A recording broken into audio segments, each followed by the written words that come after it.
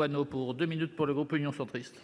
Merci Monsieur le Président, Monsieur le Ministre, chers collègues. Tout d'abord, merci à notre collègue Laurent Burgoa d'avoir initié ce débat et également d'avoir rappelé ce rapport que nous avions pu faire avec notre ancien collègue Jean-Pierre Godefroy.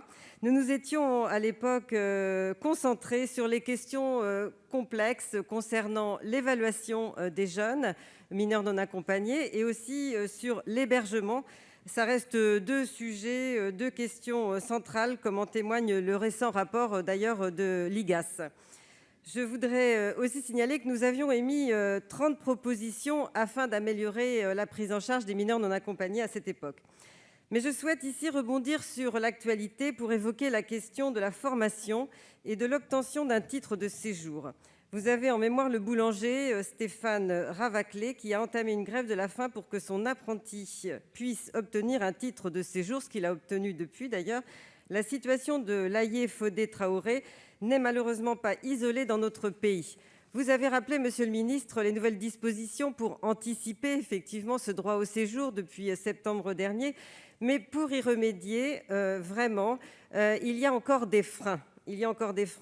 Et nous évoquions dès 2017 3 propositions. D'abord, de renforcer les partenariats entre CASNAV et Direct afin d'identifier les formations professionnelles et d'apprentissage, rendant plus facilement les MNA éligibles au titre de séjour au moment de leur majorité. C'était la proposition numéro 27. Ensuite, nous avions proposé de modifier l'article L. 313-15 du CESEDA afin que le critère de suivi d'une formation à l'admission au titre de séjour soit élargi aux formations d'enseignement général. C'était la proposition numéro 28. Pour terminer, nous avions proposé de réitérer par circulaire le droit inconditionnel des MNA à se voir délivrer une autorisation provisoire de travail dans le cadre d'une formation. C'était la proposition numéro 30. Aussi, Monsieur le Ministre, pouvez-vous nous indiquer quelles mesures vous comptez mettre en œuvre afin que les mineurs non accompagnés engagés dans une formation puissent réellement bénéficier d'un parcours plus facilitant dans l'obtention d'un titre de séjour? Si, chers collègues. Monsieur le ministre. Merci Monsieur le Président, merci Madame la sénatrice. Désolé de ne pas avoir cité effectivement dans mon propos introductif le rapport que vous aviez commis.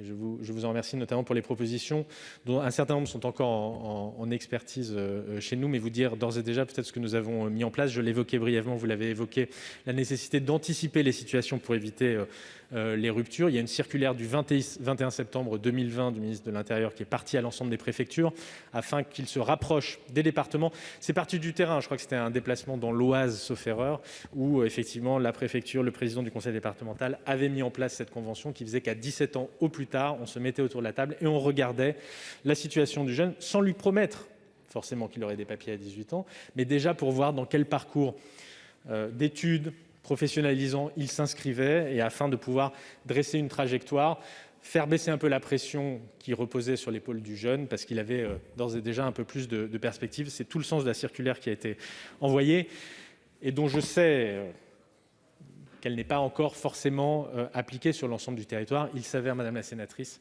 que le boulanger que vous évoquiez, j'étais au téléphone avec lui cet après-midi, justement pour échanger un peu sur la situation, maintenant que la situation était redescendue en quelque sorte, échanger sur la situation du jeune, qui n'est effectivement pas un cas isolé. Deuxième sujet, peut-être dans l'esprit d'une des propositions que vous évoquiez, dispositif que nous avons annoncé récemment pour tous les jeunes de l'aide sociale à l'enfance, mais qui concerne aussi les mineurs non accompagnés, la question de l'insertion professionnelle. Nous avons signé avec la ministre Brigitte Klinkert, sous le haut patronage, j'ai envie de dire, de l'ADF, avec l'Union nationale des missions locales, dont une de vos collègues est vice-présidente, mais je ne la vois pas ici aujourd'hui, ainsi qu'avec l'ANAPAGE, nous avons signé une convention afin que les missions locales initient une démarche d'aller vers les jeunes de l'aide sociale à l'enfance, qu'ils puissent aller dans les foyers auprès d'eux, là aussi à 17 ans au plus tard, au moment de l'entretien d'autonomie, afin de voir dans quel parcours ils s'inscrivent et quels dispositifs notamment tous ces dispositifs que nous avons déployés dans le cadre d'Un jeune, une solution. Quels dispositifs peuvent être mis à leur disposition? Vous l'avez peut-être vu aussi, j'ai annoncé que pour Monsieur tout le jeune de l'aide ministre. sociale à l'enfance, une Merci. contribution financière de 500 € seront également attribuées pour tous ces jeunes qui n'ont ni formation ni emploi par ailleurs. Merci, monsieur le ministre. Donc, la parole est à monsieur Hussein Bourgi du groupe socialiste, écologiste, républicain pour 2 minutes. Merci Monsieur le Président. Monsieur le Ministre,